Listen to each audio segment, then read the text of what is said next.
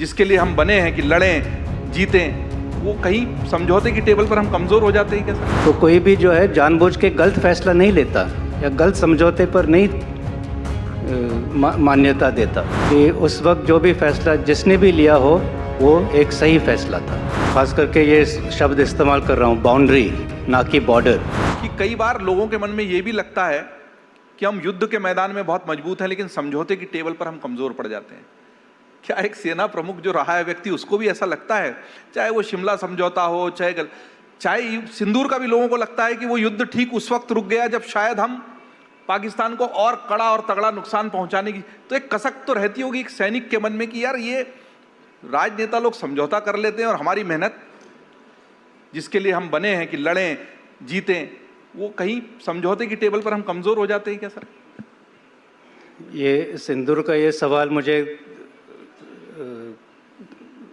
Operation सिंदूर के ख़त्म होने के बाद भी एक बार पूछा गया था। उस वक्त मैं पूना में था, 10 या 11 मई की बात है, और उस वक्त मैंने ये कहा था कि war is not a Bollywood movie. और वही बात मैं दोबारा कहना चाहूँगा कि वॉर, युद्ध, लड़ाई जहाँ पे जाने जाती हैं, एक बहुत सीरियस मामला है, और जितने जल्दी से जल्दी आप उसको निपटा सकते हो वो सबके भलाई के लिए ही है। अब क्या हम समझौते के ऊपर हम नरम पड़ जाते हैं या हम उसमें इतने कामयाब नहीं होते, ये बाद में कहना बहुत आसान है, लेकिन उस वक्त जब फैसला लिया जाता है तो कोई भी जो है जानबूझ के गलत फैसला नहीं लेता या गलत समझौते पर नहीं मान्यता देता। उस वक्त ये लगा होगा, जो भी लोग उस वक्त कुर्सी में थे, जो ये दौर संभाल रहे थे, तो उनको लगा होगा कि शायद ऐसे करने से हमारे रिश्ते और पक्के हो जाएंगे और अच्छे हो जाएंगे। तो हाइंडसाइट कहते हैं कि हमेशा हाइंडसाइट इज़ 20/20।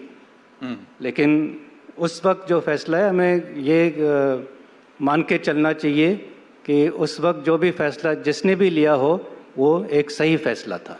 हमारे पास 2 पड़ोसी हैं जिनके साथ हमारे बाउंड्री इश्यूज़ हैं। एक तो पाकिस्तान है ही और दूसरा है चीन। चीन के साथ हमारी प्रॉब्लम इसलिए है कि जो बाउंड्री है, और मैं ख़ास करके ये शब्द इस्तेमाल कर रहा हूँ, बाउंड्री ना कि बॉर्डर, क्योंकि ये बाउंड्री जो है अभी तक तय नहीं हुई है और ये इसका बदलाव इंटरनेशनल बॉर्डर में नहीं हुआ है। और जहाँ जहाँ बाउंड्रियाँ होती हैं वह हमेशा कोई ना कोई मतभेद होता ही रहता है और टकराव होते ही रहते हैं। और इसीलिए चीन के साथ भी जहाँ जहाँ हमें लगता है कि ये इलाका हमारा है, कहीं उनको लगता है कि वो इलाका उनका है, तो यहाँ पे जहाँ डिफरेंसेस ऑफ परसेप्शन होते हैं वहाँ पे अक्सर ये क्लैश होते हैं और फेस ऑफ होते हैं, जैसे कि गलवान में हुआ। लेकिन ये नहीं है कि गलवान में ऐसे पहले बार ही हुआ है। हर साल कहीं ना कहीं, चाहे ईस्टर्न लद्दाख में हो, सेंट्रल सेक्टर में हो, बाराहोटी के पास, सिक्किम के एरिया में, अरुणाचल के एरिया में, ऐसे कई इलाके हैं, 10-12 इलाके हैं जहाँ पर इस किस्म के किस्से होते रहते हैं। लेकिन पिछले 2-4 साल में अगर एक बात बहुत सरल तरीके से सामने आई है, वो ये है कि इस बाउंड्री इशू का जो अगर उसको सुलझाना है तो वो बातचीत के ज़रिए सुलझाना होगा। अगर आप ये वीडियो YouTube पर देख रहे हैं तो हमारे चैनल को सब्सक्राइब कर बेल आइकन दबाएं, और Facebook पर देख रहे हैं तो हमारे पेज को लाइक करें।